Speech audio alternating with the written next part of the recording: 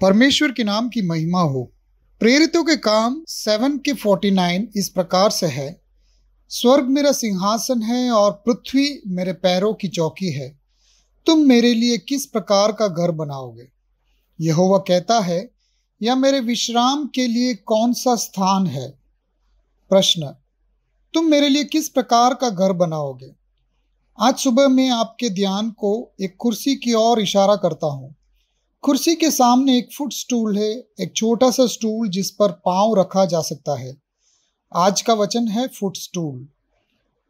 हमें उनके यानी प्रभु के चरणों की चौकी पर पूजा करने के लिए कहा गया है। पृथ्वी को उसके चरणों की चौकी के रूप में कहा गया है। यशायाह 66:1।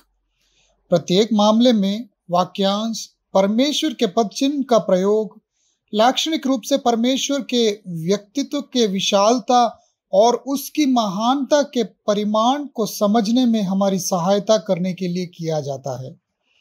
भजन संहिता 132 में हम एक अंश पढ़ते हैं जो सीधे उसके चरणों की चौकी पर आराधना करने के हमारे कर्तव्य के बारे में बताता है।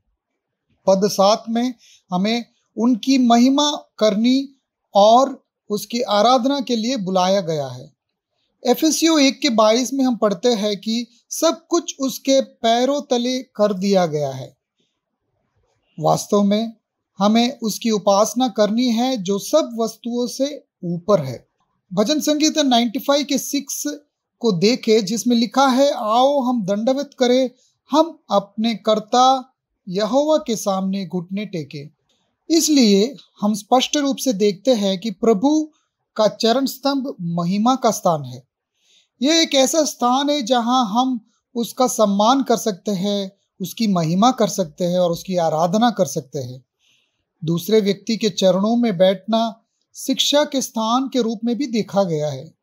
पौलुस गमालियल के चरणों में बैठा और उसे यहूदी व्यवस्था की शिक्षा दी गई, जो हम प्रेरितों के काम में पढ़ सकते हैं। मरियम यीशु के चरणों में बैठी थी, जैसे ही लूका 10:49 में दर्ज है। उसने जो कहा उसे सुना, वह सीख रही थी, अर्थात हम उसके वचन के अधीन होना है, उसकी इच्छा को खोजना है और उसके मार्ग का अनुसरण करना है। यीशु के समान कोई गुरु नहीं है। हम उनके चरणों में बैठ सकते हैं और उनसे सीख सकते हैं। इसलिए स्थिर रहने की आवश्यकता है।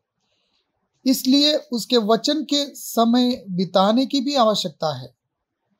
प्रकाशित वाक्य के अध्याय 4 में हम 24 प्राचीनों को उनके चरणों में झुकते और उनके सामने अपने मुकुट डालते हुए देखते हैं। यह उस दिन की तस्वीर है जब हम यहोवा के सामने इकट्ठे होते हैं। हम ताज के रूप में पुरस्कार प्राप्त करेंगे। आप एक फुटस्टूल दुनिया में रहते हैं। पृथ्वी तो केवल चरणों की चौकी है। यह वह जगह नहीं है जहां पे आप अपना सारा वजन या अपनी भलाई के लिए आराम कर सकते हैं। अगर यदि आप करते भी हो तो आप निराश होंगे, क्योंकि शायद कड़वे भी हो सकते हो। संसार की संपत्ति केवल पदचिन्ह संपत्ति है। इसके मुद्दे केवल पदचिन्हों की मुद्दे हैं। इनकी समस्याएं केवल पांवों की समस्याएं हैं और इसकी महिमा केवल एक पदचिन्ह की महिमा है। तुम एक पदचिन्ह पर नहीं बैठते, तुम बस उस पर अपना पैर रखते हो। उसकी समस्याओं के ऊपर अपना पैर रखते हो, उनके मुद्दों के ऊपर अपना पैर रखते हो। आप उस पर अपना पैर टिकाए हल्के से। प्रेरित पौलुस इसे पैरों की चौकी की दुनिया के बारे में इस प्रकार से बताते हैं। एफेसियों 2:6 में उसने हमें मसीह के साथ ऊपर उठाया और हम उसके साथ स्वर्गीय क्षेत्र में महिमामय पूर्णता और अधिकार में चढ़ गए, क्योंकि अब हम मसीह के साथ एक साथ बैठे हैं। तो फिर आप अपना वजन कहाँ आराम करते हैं? स्वर्ग में।